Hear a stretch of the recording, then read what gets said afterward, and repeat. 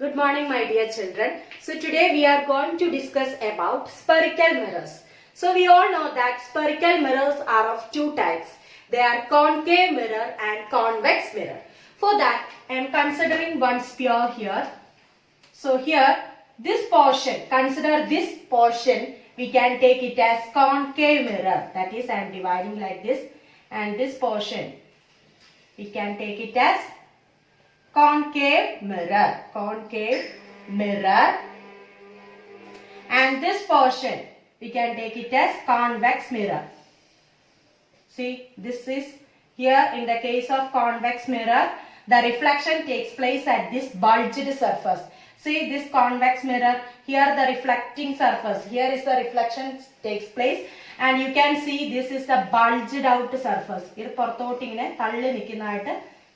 is the reflecting surface. Reflection will take place here, and the reflection will take place at this bulged out surface or convex surface.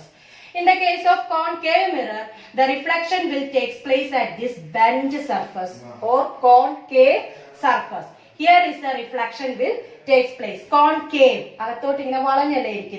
Cave. From this name itself, we can understand that it is bent. Isn't it? Here one band is there. Concave mirror. So reflection will take place at this bent surface or concave surface. So for concave mirror, we can consider that inner shiny surface of a spoon. Concave mirror, spoon that we are using in the kitchen. That we can, for example, we can tell that inner shiny surface of a spoon. That is an example of concave mirror. And example for convex mirror is that outer surface, that bulged outer surface of that spoon. That is an example of convex mirror. Next, here I am marking C. We all know that for a sphere, a center is there.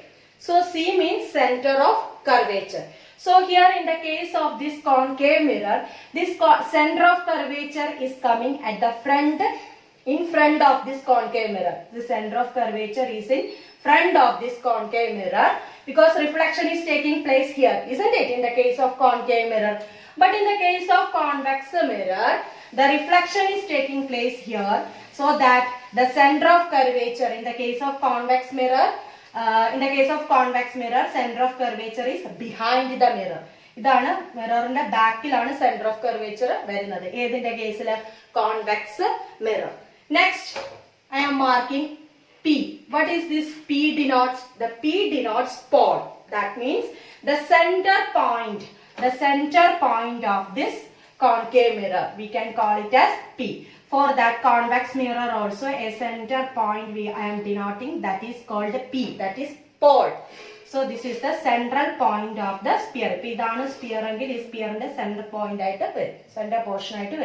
Here concave mirror, center portion, P, pole. Next, here I am drawing one line through this center of curvature. So this line we can call it as principal axis. Principal axis. So the line passing through the center of curvature, that is called a principal axis, and this P denotes the pole, C denotes center of curvature,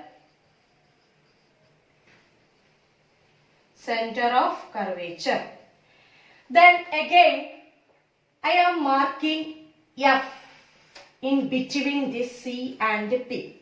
Okay. Here also I am marking F. In the case of convex mirror also F. That means F is a point on the principal axis. F is coming on this principal axis, isn't it? So this F is a point on the principal axis. So here in the case of concave mirror, F means principal focus. Capital F, principal focus of concave mirror, and here this F represents principal focus of a convex mirror.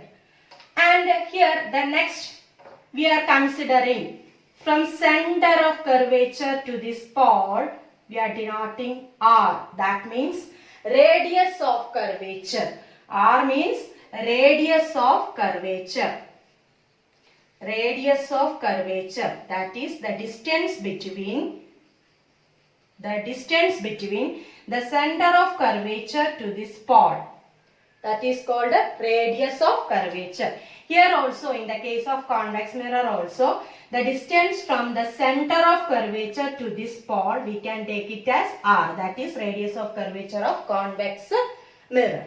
Then small f. What do you mean by small f? That is focal length.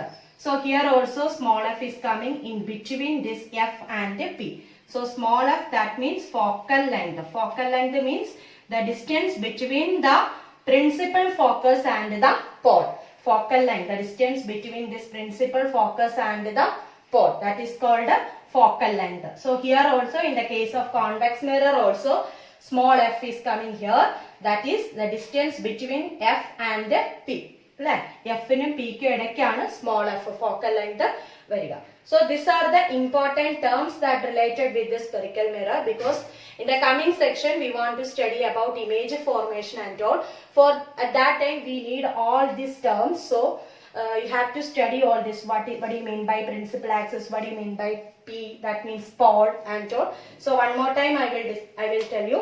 So here first one is principal axis. I will tell you principal axis. Here a line passing through the center of curvature, that is called a principal axis. Then P means pod, that is the central portion, the central point of the sphere, that is called pod.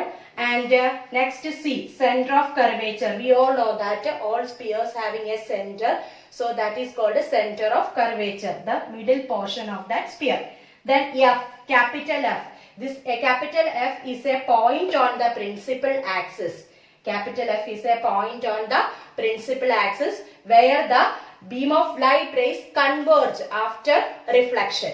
And here in the case of convex mirror, capital F, that is principal focus of convex mirror. Here what happens? The beam of light rays will diverge after reflection. Converge, diverge and all that we will study in the coming section. That time I will tell you.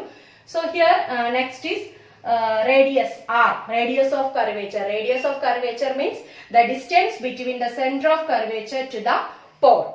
The next small f, focal length. Focal length means the distance between the principal focus and the pod. In the case of convex mirror also, small f is marked here. That means the distance between the principal focus and the pod. So this is all about this terms.